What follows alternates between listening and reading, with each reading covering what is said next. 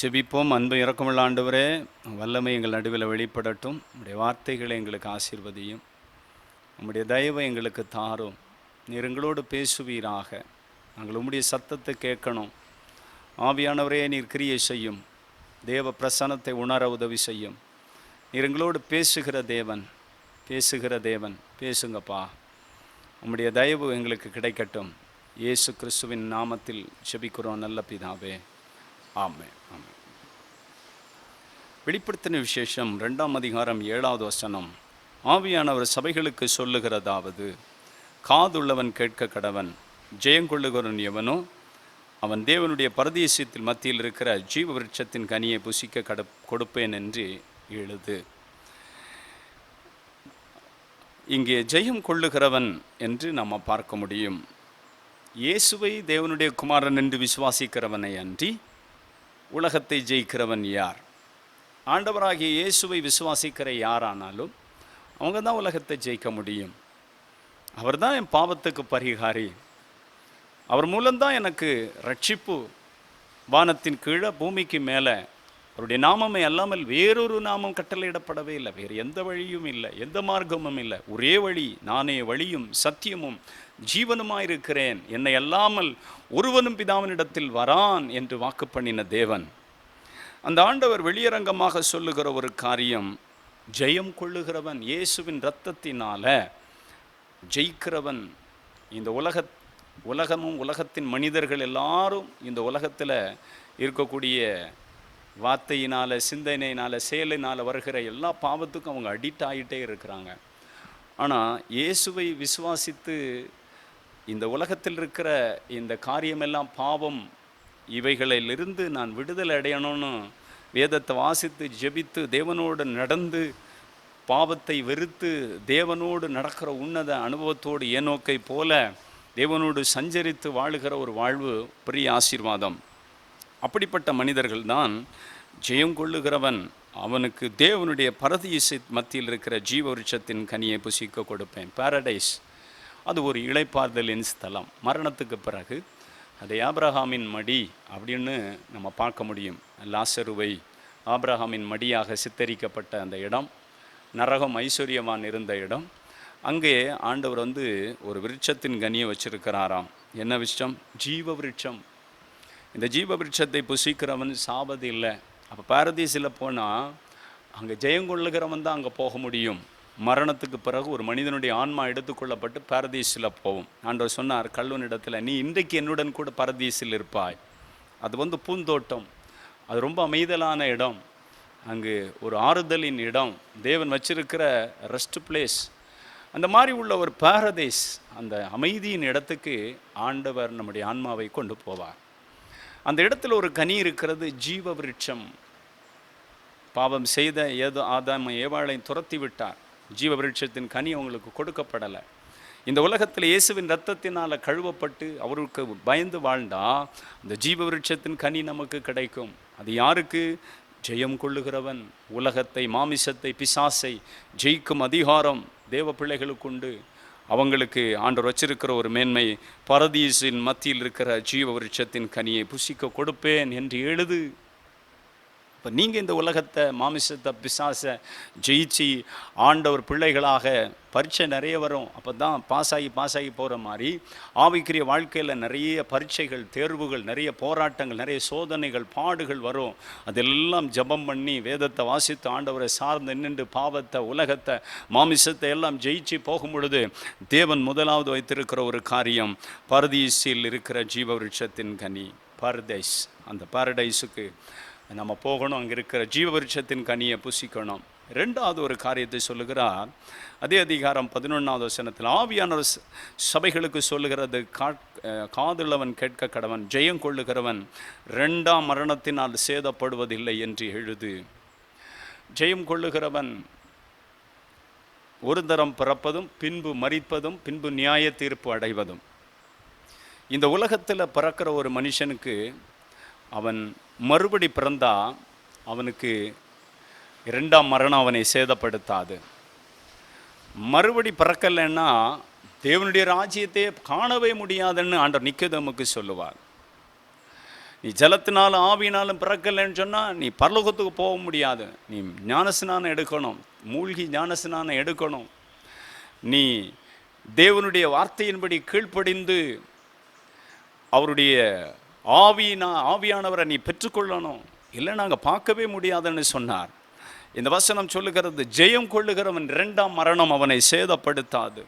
2ஆம் மரணம் சேதப்படுத்தாது. இன்றைக்கு ஆண்டவரை விசுவாசிக்கிற ஒவ்வொரு மனிதனையும் 2ஆம் மரணம் சேதப்படுத்தாது. பாவத்தை அறிக்கையிட்டு இயேசுவுக்காக வாழும் பொழுது பாவத்தின் தண்டனையிலிருந்து ஒரு மனிதனுக்கு விடுதலை. பாவம் பிரசன்னம் நிறைந்த இந்த உலகத்தில் தான் நம்ம வாழுகிறோம். ஆனால் வேதத்தை வாசித்து ஜெபித்து ஆலயத்துக்கு போய் அவரோடு வாழும் பொழுது அந்த பாவ பிரசன்னம் நிறைந்த உலகத்தில் பரிசுத்தமாக வாழ தேவன் நமக்கு உதவி செய்கிறார். இந்த உலகத்திலுள்ள பாவம் நம்மை ஒட்டி கொண்டாலும் அதை ஆண்டவர் கழுவி ஒவ்வொரு நாளும் நம்மை சுத்தப்படுத்தி அந்த பாவம் நிறைந்த உலகத்தில் தேவனுக்காக வாழ வைக்கிறார். அப்படிப்பட்டவர்களை நரகம் என்கிற தண்டனை நின்று ஆண்டவர் காப்பார். அது ஜெயம் கொள்ளுகிறவர்கள் தான் 2ஆம் மரணத்தை அவர்களை அந்த 2ஆம் மரணம் சேதப்படுத்த முடியாது. 2ஆம் மரணம்னா அக்னியும் கந்தகமும் எரிகிற நரகம். அவங்களுக்கு அந்த ஒரு தீர்ப்பு கிடையாது. 2ஆம் மரணம் அவங்கள சேதப்படுத்தாது. அவங்க மோட்சத்தில் தேவனோடு என்றென்றும் வாழுகிற உன்னத பாக்கியம். இன்றைக்கு அதனுடைய வேல்யூவில் நிறைய பேருக்கு தெரியலை. நிறைய பேருக்கு அந்த காரியம் தெரியலை. ஐஸ்வர்யவான் அதை சொல்லும் பொழுது சொல்லுவான், ஐயோ வேதனை உள்ள இடத்துக்கு என் சகோதரர்கள் வராதபடிக்கு நீங்கள் எப்படியாவது இந்த லாசருவை அனுப்பி சொல்லுங்க அப்படின்னு சொல்லி அவர் கெஞ்சி கேட்குறார். அவ்வளவு நரகம் வேதனையானது. அந்த இடத்துக்கு போகக்கூடாது. அதுதான் 2ஆம் மரணம். அந்த 2ஆம் மரணத்தில் நாம் சேதமாகாதபடி இருக்கணும்னு சொன்னால் இந்த உலகத்தை ஜெயிச்சு வாழ ஆண்டவர் சார்ந்து நிற்கணும். ஜெயம் கொள்ளுகிறவன் இயேசுவின் நாமத்தினாலே ஜெயம் கொள்ளுகிற ஒவ்வொரு மனிதனுக்கும் 2ஆம் மரணம் சேதப்படுத்தாது என்று வசனம் சொல்லுகிறது. அந்த 2ஆம் அதிகாரம் 17வது வசனத்தில் 3வது ஒரு காரியத்தை சொல்லுகிறார். ஜெயம் கொள்ளுகிறவனுக்கு, ஜெயம் கொள்ளுகிறவன் நான் மறைவான மன்னாவை புசிக்க கொடுத்து அவனுக்கு வெண்மையான குறிக்கல்லையும் அந்த கல்லின் மேல் எழுதப்பட்ட அதை பெறுகிறவனை அன்றி வேறொரும் அறியக்கூடாதமான புதிய நாமத்தை கொடுப்பேன். ஒரு புதிய நாமத்தை கொடுப்பாராம். அவனுக்கு ஆண்டவர் வெண்மையான குறிக்கல்லையும் அந்த கல்லினில் எழுதப்பட்ட அதை பெறுகிறவனை அன்றி வேறொருவன் அறியக்கூடாத ஒரு பெரிய ஆசீர்வாதத்தை வச்சிருக்கிறாராம். முதலாவது ஜெயம் கொள்ளுகிறவனுக்கு ஆண்டவர் பரதீசின் மத்தியில் இளைப்பாறும் ஒரு ஸ்தலம், அங்கே இருக்கிற ஜீவ விருட்சத்தின் கனி. ஜெயம் கொள்ளுகிறவனுக்கு 2ஆம் மரணம் சேதமடையாது. ஜெயம் கொள்ளுகிறவனுக்கு வெண்மையான குறிக்கல்லையும் அந்த கல்லின் மேல் எழுதப்பட்டு அதை பெறுகிறவனை அன்றி வேறொருவனும் அதை அறியக்கூடாத ஒரு பெரிய ஆசீர்வாதம். இன்னும் வெளிப்படுத்தின விசேஷம் 3ஆம் அதிகாரம் 5வது வசனம் சொல்லுகிறது, ஜெயம் கொள்ளுகிறவன் எவனுக்கோ அவனுக்கு வெண் வஸ்திரம் தரிக்கப்படும். ஜீவ புஸ்தகத்திலிருந்து அவனுடைய நாமத்தை நான் கிறுக்கி போடாமல் என் பிதாவின் முன்பாக அவருடைய தூதருக்கு முன்பாகவும் அவன் நாமத்தை அறிக்கையிடுவேன். பாருங்க, ஜெயம் கொள்ளுகிற எவனுக்கோ அவனுக்கு வெண் வஸ்திரத்தாண்டவர் தரிப்பிப்பாராம்.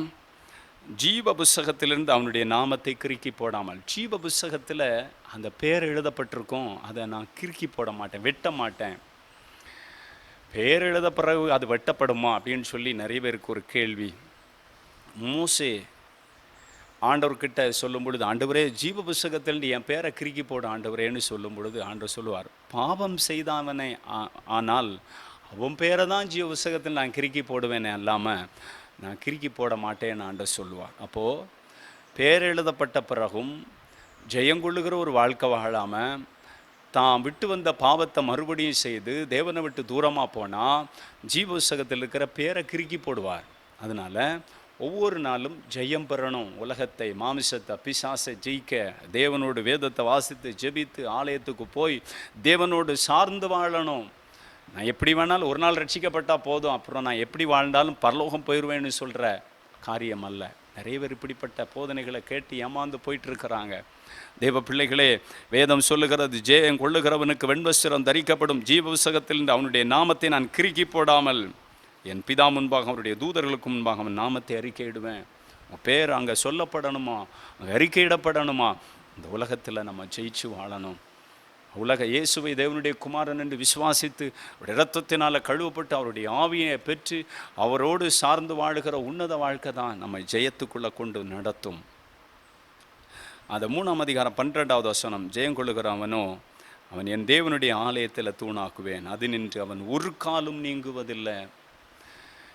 ஜெயம் கொள்ளாமல் இருந்தால் ஊழியக்காரர் நினைக்கலாம் அவங்கள தூணாக்கிடலாம், இந்த குடும்பம் தான் தூணாக இருக்குன்னு தோணுது. அவங்க நல்ல கேரக்டரில் இருக்கிறாங்க, அவங்க நல்ல பண உதவி செய்கிறாங்க, அவங்க எப்போதும் நம்மளை விசாரிக்கிறாங்க.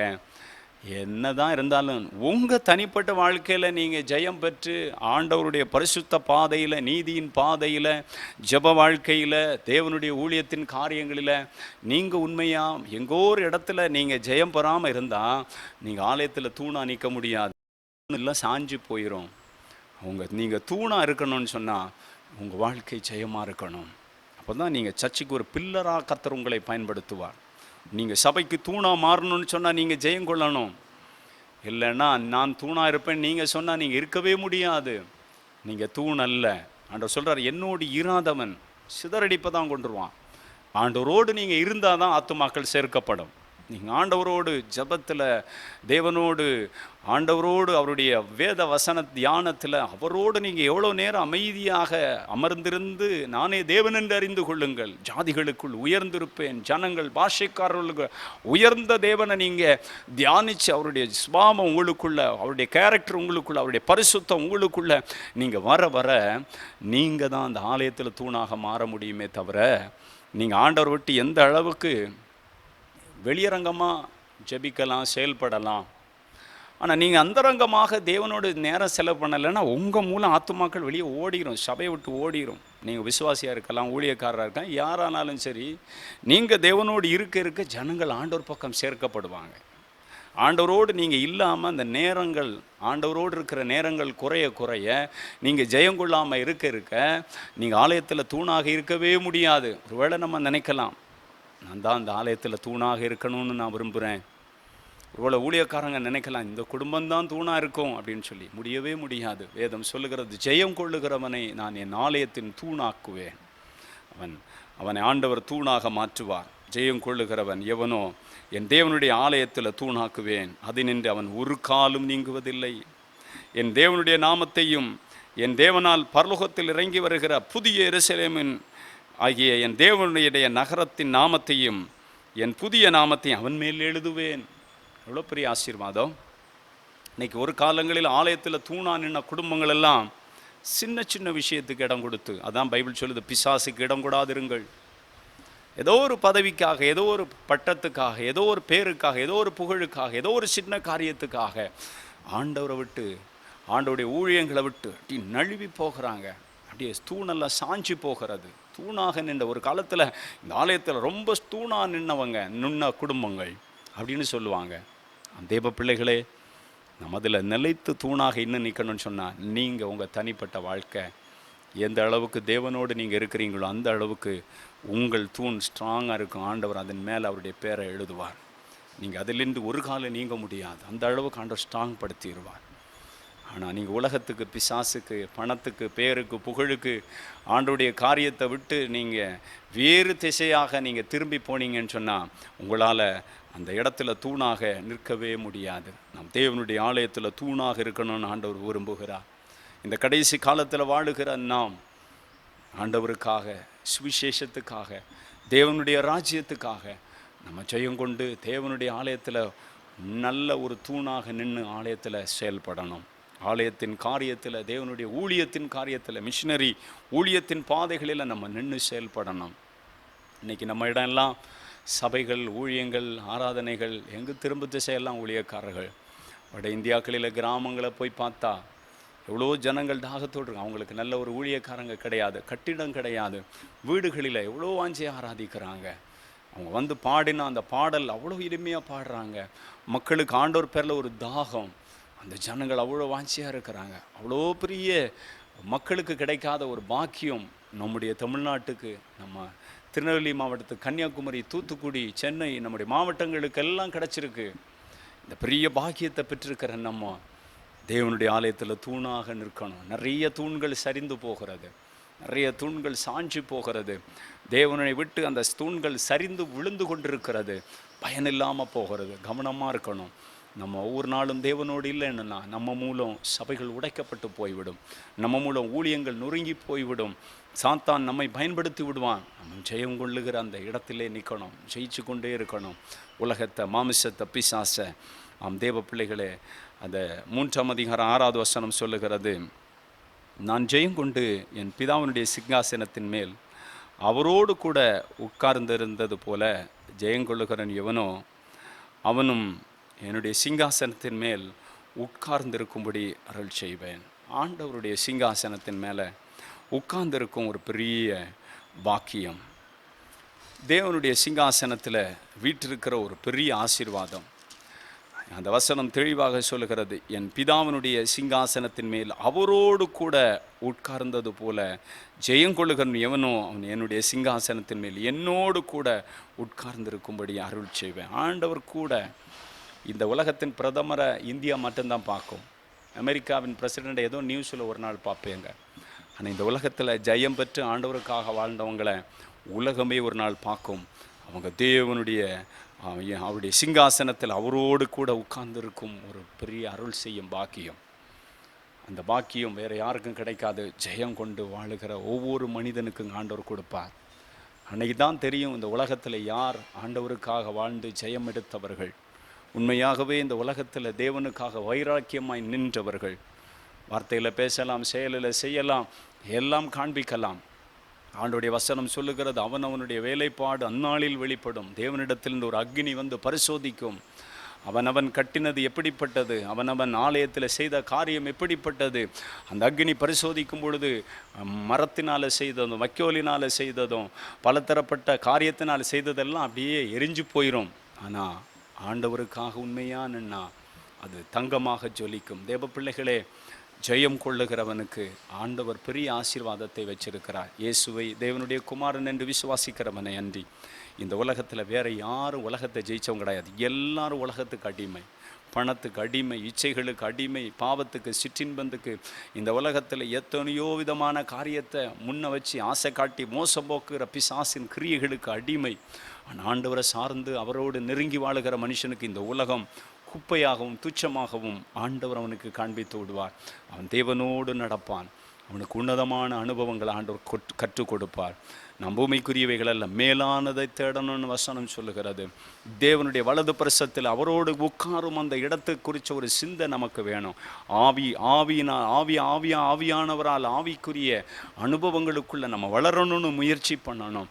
தேவ பிள்ளைகளே, ஆண்டவர் அப்படிப்பட்ட அனுபவங்களை நமக்கு கற்றுக் கொடுக்கிறவர். அவர் உன்னதங்களில் நம்ம அவரை உட்கார செய்கிறவர் என்று வசனம் சொல்லுகிறது. ஜெயம் கொள்ளுகிறவர்களுக்கு நிறைய ஆசீர்வாதத்தை நம்ம தியானித்தோம். தேவ பிள்ளைகளே, ஆண்டவர் ஜாதிகள் மேல் அதிகாரம் கொடுப்பேன்னு சொல்லுகிறார். ஜாதிகள் மேல் ஜெயம் கொள்ளுகிறவனுக்கு ஜனங்களை ஆண்டவருக்கு நேராய் நடத்த, தேவ வசனத்தை பிரசங்கம் பண்ணும் பொழுது ஜனங்கள் நடுங்கும்படியாக செய்வார். தேவனுடைய வார்த்தையை பேசும் பொழுது ஜனங்கள் ஆண்டவர் பேரில் திரும்புகிறத நம்ம பார்க்க முடியும். வசனம் சொல்லுகிற ஜெயம் கொள்ளுகிறவனுக்கு ஜாதிகள் மேல் அதிகாரம், ஒரு குயகலத்தை நுறுக்குகிறது போல நுறுக்கும்படியான அதிகாரத்தை கொடுப்பாராம். அது தேவனுடைய பரலோகத்தின் அதிகாரம். இந்த பூமியில் நாம் வாழ்ந்தாலும் ஜெயம் கொள்ளணும்னு வசனம் சொல்லுகிறது. தேவனுடைய பரதீசின் மத்தியில் இருக்கிற அந்த ஜீவ விருட்சத்தின் கனியை ஆண்டவர் பூசிக்க கொடுப்பார். ஜெயம் கொள்ளுகிறவனுக்கு. ஜெயம் கொடுக்கிறவன் 2ஆம் மரணம் அவனை சேதப்படுத்த முடியாது. 2ஆம் மரணம்னா நரகத்தின் தண்டனை, அந்த ஆக்கினி தீர்ப்புக்கு உட்படாத ஒரு காரியம். அந்த கேட்டுக்கு போகிற வழியா போனா அது 2ஆம் மரணத்துக்கு கொண்டு போகும். இடுக்கமான வழியா போனா அது இந்த உலகத்தில் காணப்படும் ஒரே ஒரு மரணம் தான் அவனுக்கு. 2ஆம் மரணம் என்பது இல்லை. அது ஜெயம் கொள்ளுகிறவர்களுக்கு தான் அந்த 2ஆம் மரணம். அவர்களை சேதப்படுத்த முடியாது என்று வெளியரங்கமாக தேவன் எழுதியிருக்கிறார். தேவ பிள்ளைகளே, ஜெயம் கொள்ளுகிறவனுக்கு அவன் ஆண்டவர் வேதம் சொல்லுகிறது, அவர்கள் பாத்திரவான்களானபடியால் வெண்வஸ்திரம் என்னோடு கூட வெண்வஸ்திரம் தரித்து என்னோடு நடப்பார்கள். ஆண்டவரோடு நடக்கிற அனுபவம் அவங்களுக்கு ஆண்டவர் சொல்கிறார். ஜீவ புஸ்தகத்திலிருந்து அவனுடைய நாமத்தை நான் கிறுக்கி போடாம ஆண்டவரோடு நடக்கணும். ஏதோ ஒரு வாரம் நடந்துட்டு இன்னொரு வாரம் ஆண்டவரோடு நடக்காமல் உலகத்தில் கூடிய எல்லா காரியத்தில் நடந்துட்டு வருவேன்னு சொன்னால் அது பின்மாற்றம், அது நிலைத்திராத ஒரு கிறிஸ்தவ வாழ்க்கை. ஏதோ கொஞ்ச காலம் நல்லா இருக்கும் பொழுது ஆண்டவரை விட்டுட்டு கஷ்டம் வந்தது மட்டும் வர்ற கிறிஸ்தவர்கள் உண்டு. ஏதோ ஒரு பிரச்சனைக்கு மாத்திரம் ஆலயத்துக்கு வரவங்க உண்டு. ஏதோ பிரச்சனை வந்த உடனே எல்லா சபையின் ஆராதனையில் அட்டன் பண்ணுறவங்க உண்டு. ஆனால் எல்லாவற்றிலும் நீங்கள் நிலைத்திருங்கன்னு ஆண்டவர் சொல்கிறார். இந்த வசனம் சொல்லுகிறது, அவங்க தேவனோடு பாத்திரவான்களானபடியால் வெண்வஸ்திரம் தரித்து என்னோடு நடப்பார்கள். தேவனோடு நடக்கிற உன்னத அனுபவம். ஆனால் வேதம் சொல்லுகிறது, ஜீவ புஸ்தகத்தின் அவனுடைய நாமத்தை நான் கிறுக்கி போடாமல். ஆண்டவரோடு நடந்தால் ஜீவ புஸ்தகத்தில் அந்த பெயர் வெட்டப்படாது.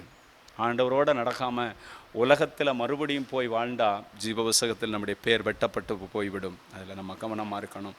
ஜெயம் கொள்ளுகிறவனுக்கு ஆண்டவர் அவனுடைய நாமத்தை, ஆண்டவர் பரலோகத்தில் இருக்கிறவருக்கும் புதிய எருசலேம் என்னும் நகரத்திலும் என் புதிய நாமத்தை அவன் மேல் எழுதுவேன்னு சொல்லுகிறார். ஜெயம் கொள்ளுகிறவனுக்கு ஆண்டவரோடு நடக்கும் ஒரு உன்னத அனுபவம். சிங்காசனத்தில் அவரோடு கூட உட்கார்ந்தது போல அவரோடு கூட உட்காரும் ஒரு அனுபவம். ஜெயம் கொள்ளுகிறவனுக்கு ஜாதிகள் மேல் அதிகாரம். ஆம், இந்த நாளில் ஆண்டவர் கையில் நம்ம ஒப்பு கொடுப்போமா? எல்லாரும் அப்படியே கண்களை மூடி ஜெபிப்போம். தகப்பனே, உமக்கு ஸ்தோத்திரம். ஜெயங்கொள்ளுகிறவனுக்கு நீர் வச்சிருக்கிற மேன்மைகள் எத்தனை அப்பா.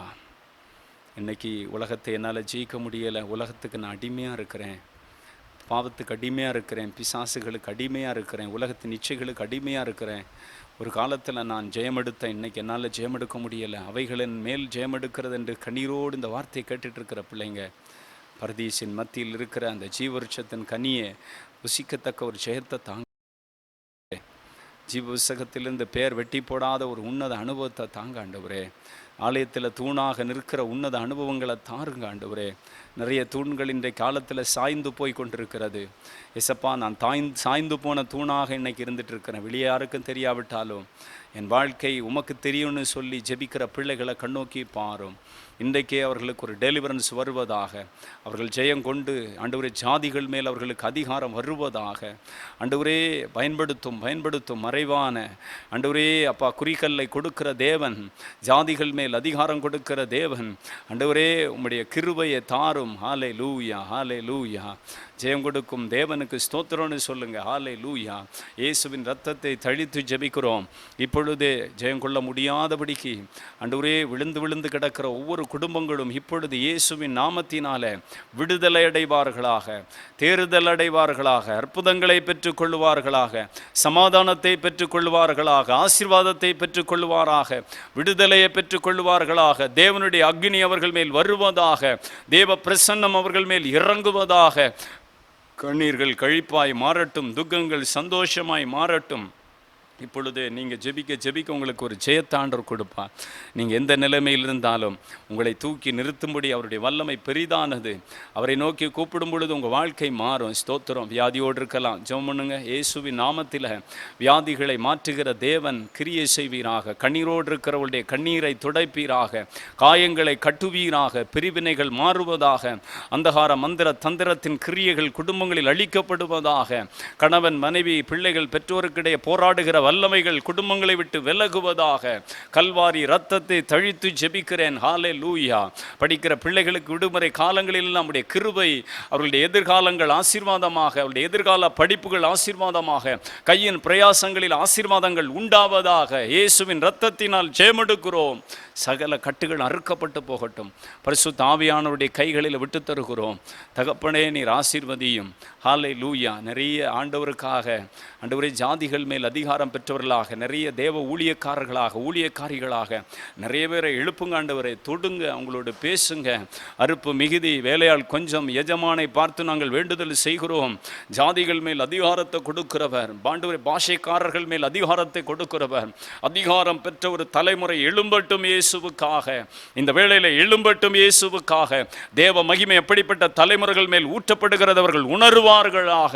ஹாலே லூயா, ஹாலே லூயா. வருங்கால தலைமுறை கர்த்தருடைய கையில் ஒரு பெரிய பட்டயமாக, தேவனுடைய கையின் பெரிய அம்பாக, தேவன் பயன்படுத்தும் ஒரு பெரிய பாத்திரமாக, உலகத்தை, மாமிசத்தை, பிசாசத்தை ஜெயிக்கிற ஒரு சந்ததியாக இவர்கள் வளருவார்களாக. இவர்களை வலைவிரிக்கிற, வழிமறிக்கிற உலகத்தின் வல்லமைகள், மாயா ஜாலங்கள், ஆண்டவரே வலைத்தளத்தின் கிரியைகள், இந்த உலகத்தில் உள்ள எல்லா பாவ அசுத்த வல்லமைகளையும் இயேசு கிறிஸ்துவின் நாமத்தில் நாங்கள் கடிந்து புறப்படுத்துகிறோம். ஒரு பெரிய மாற்றத்தை கர்த்தர் தருவீராக. இயேசு கிறிஸ்துவின் நாமத்தில் ஜெயமெடுத்து ஜெபிக்கிறோம். மகிமை டிவி கர்த்தர் ஆசீர்வதியும். பல பகுதி மக்களுக்கு இது பிளஸடாக இருக்கட்டும்.